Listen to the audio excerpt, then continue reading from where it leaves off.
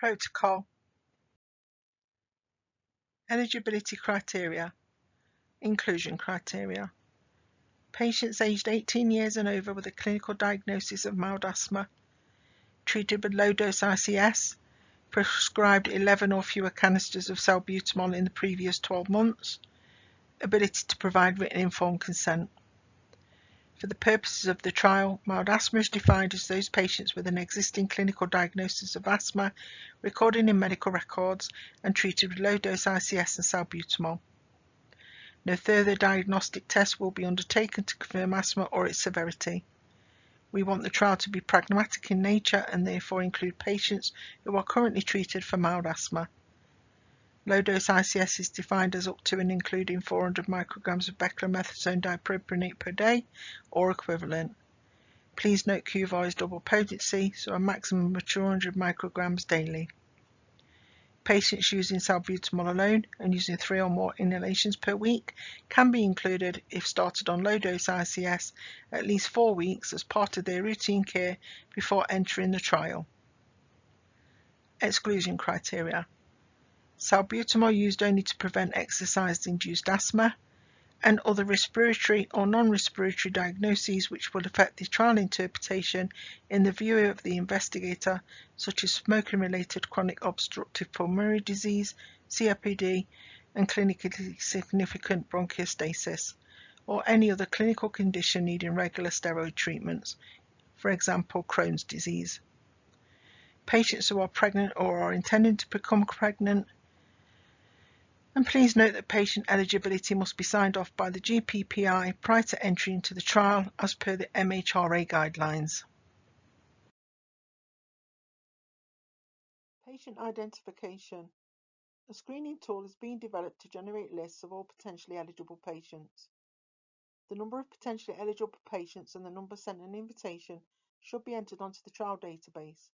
Please note that only GP site staff have access to this list. The site PI checks the patients meet the inclusion criteria, and if yes, please send the list to DocMail, who will send out an invitation letter and a participant information sheet with reply slips for patients to return to your site. Alternatively, the site can send out invitations using Accurex or similar, which will contain a link to the invitation letter and participant information sheet. Approved language must be used in the communications. Site's preference for patient-level contact is noted at the NCTU. On receipt of reply slips or responses, please contact patients to arrange their first baseline assessment, which is appointment 1. More on the assessments later. Potential patients can also make direct contact with their GP or the research team as a result of trial advertising and promotional materials, for example, posters, leaflets, the NCTU, and social media. Interested patients contacting the NCTU will be signposted to their participating site. Patients can be identified by direct invitation during the consultation or asthma review, but must be given time to read and understand the participant information sheet before a baseline visit is arranged. Screening. Site-level screening. A screening log will be completed to capture the number of patients who are deemed eligible and who have been sent an invitation, as shown in Image 1. Patient-level screening. You should record details for all interested patients, replies back from initial contacts, and who have agreed to join the relief trial on the trial database, as shown in Image 2. Sites are required to provide screening data, so this can be reviewed regularly by the TMG and oversight committees. Participant information sheet. Interested patients will have been sent a personalised letter introducing the trial and research staff contacts, and a copy of these will have been sent via DocMail or Accurex. There will be a copy of the participant information sheet made available to all sites. Please note that a separate participant information sheet will be available for those taking part in the qualitative sub-study. This will be sent by the qualitative team and not from sites. There is an enhanced participant information sheet which will be sent if sites are part of the study within a trial, also known as the SWOT. Sites will be provided with the relevant participant information sheets. There is more information on the SWOT later. But please ensure that the correct participant information sheet is provided prior to booking the baseline appointment and obtaining informed consent. Informed consent form. Consent can only be taken by the GP or suitably trained delegates, for example, investigators, research nurses, healthcare professionals, or healthcare assistants, if nurse, healthcare assistant, or healthcare professional consent is approved at your site. There is free GCP and consent training available via the NIHR website. The GP, investigator, or research nurse, etc., must sign and date the informed consent form in the presence of the patient, for example, on the same day. Ensure that patient enters their initials and does not tick or cross any of the boxes.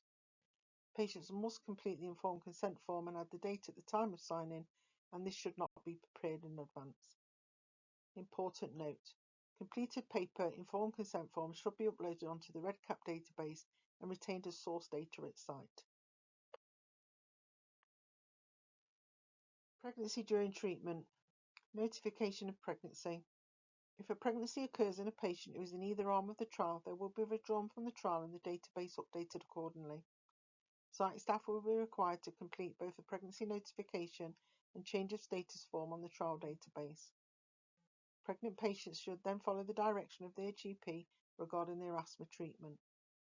Due to the change in treatment and the low risk associated with the trial medications, no trial-related adverse events in the mother and child are expected in this trial. Withdrawal and discontinuation. If a patient withdraws their consent prior to randomization, they will not be randomized and no follow-up data will be collected. Patients may also withdraw their consent for follow-up and/or other trial-related activities, receiving trial-related communications anytime after randomization without giving a reason. The NCTU must be informed, and this is via the change of status form on the trial database, of all requests by patients to stop their involvement in the trial as soon as possible. Appropriate action will be taken to ensure that the patient's wishes are fully established and followed. Treatment discontinuation. It is not anticipated that a patient would need to be removed from the trial treatments. Patients are encouraged to stay on allocated treatments, and any changes must remain within the constraints detailed in the protocol. However, if a patient's maintenance low-dose inhaled corticosteroid inhaler is changed to a combined inhaler during the course of the trial, for example, if their asthma is deemed more severe and the patient is to use the combined inhaler for maintenance, they will no longer meet the eligibility criteria. However, patients who discontinue the study treatment or change treatment for any reason will continue to be followed up in accordance with the trial schedule if willing to do so. Protocol non-compliance will be monitored via central monitoring of the ECRF data, and any protocol deviations and/or violations will be recorded on the trial database and reviewed by the NCTU.